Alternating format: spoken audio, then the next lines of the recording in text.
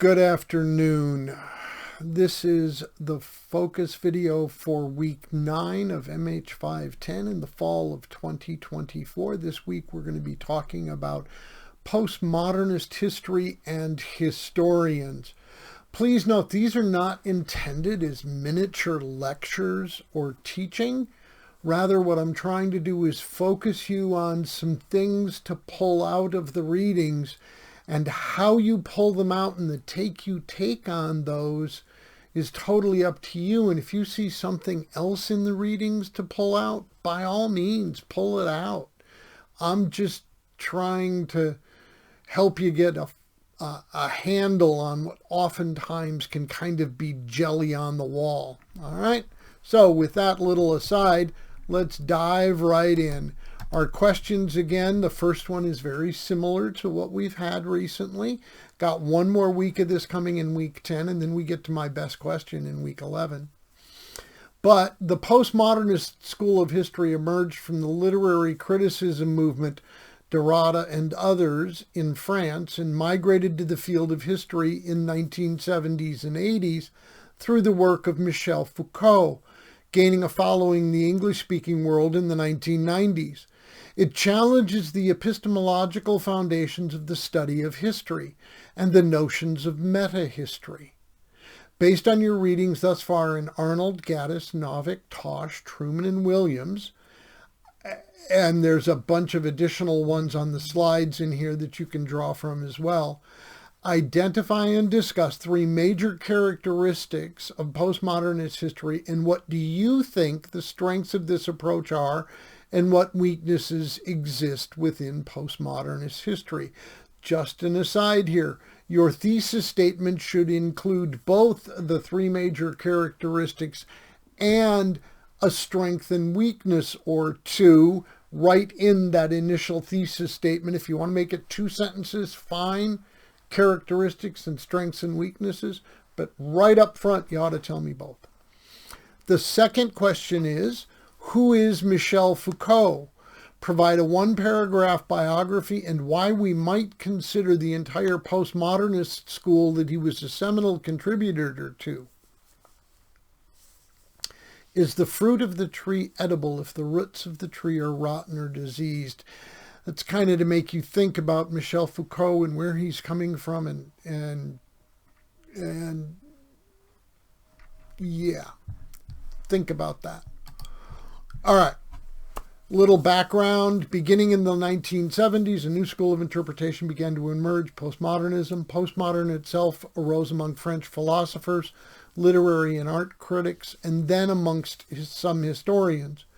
Postmodernism, like much of the post-First World War left, is ultimately convinced that everything is tied up with power, and especially the use of language and the exercise of power.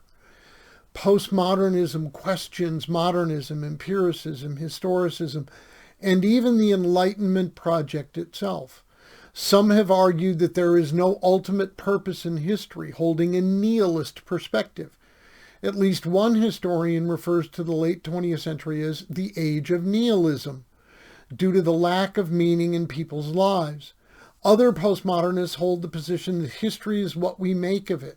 They argue that historical facts are unknowable, leaving us to our imaginations and ideological biases to reconstruct what we think happened. Others argue that history is only an attempt to gain power over others.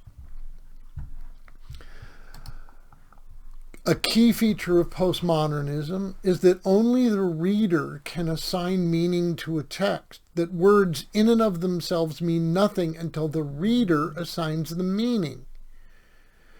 In addition, there is no true truth, only truth based on one's lived experience, which thus implies one constructs their own reality.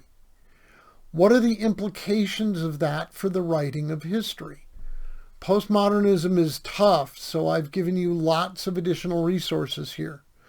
There's a video of Jordan Peterson and Sam Harris discussing the problem of postmodernism, and Jordan Peterson himself alone on postmodernism. See also this Orthodox podcast with 2 really smart Orthodox priests. It is not intended as the proselytizing effort. Rather, they are talking about modernism and postmodernism, though there are references to various Orthodox ideas and various Christian denominations in the podcast, especially after hour 2-ish. The first 2 hours are worth listening to in order to get a clearer view of what modernism and postmodernism is.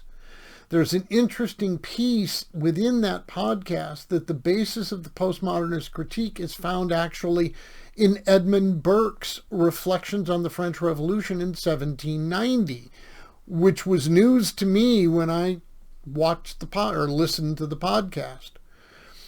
Also, Noam Chomsky on postmodernism. I don't often agree with Noam Chomsky, but he makes some really interesting points in that fairly short piece.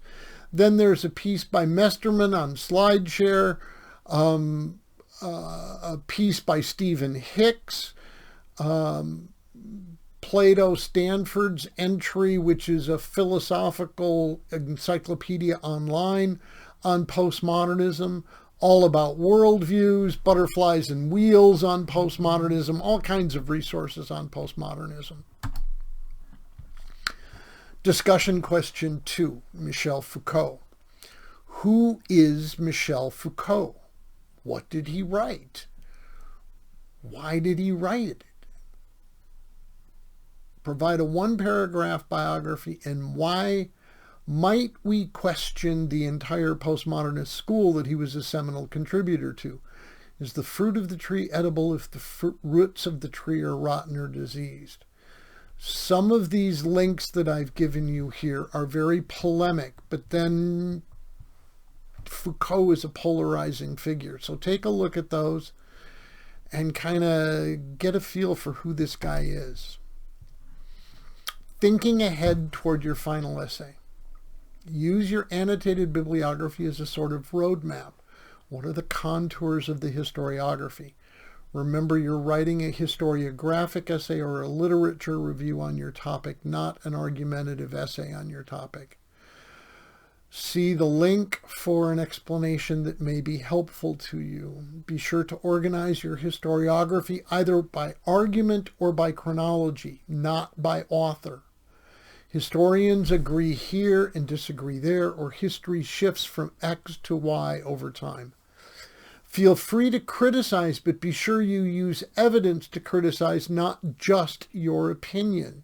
So in other words, you can point out that this particular writer seems to be an outlier, and that these historians criticize that interpretation. That's how you criticize in a historiographic essay, by using the historiography itself to criticize other aspects of the historiography.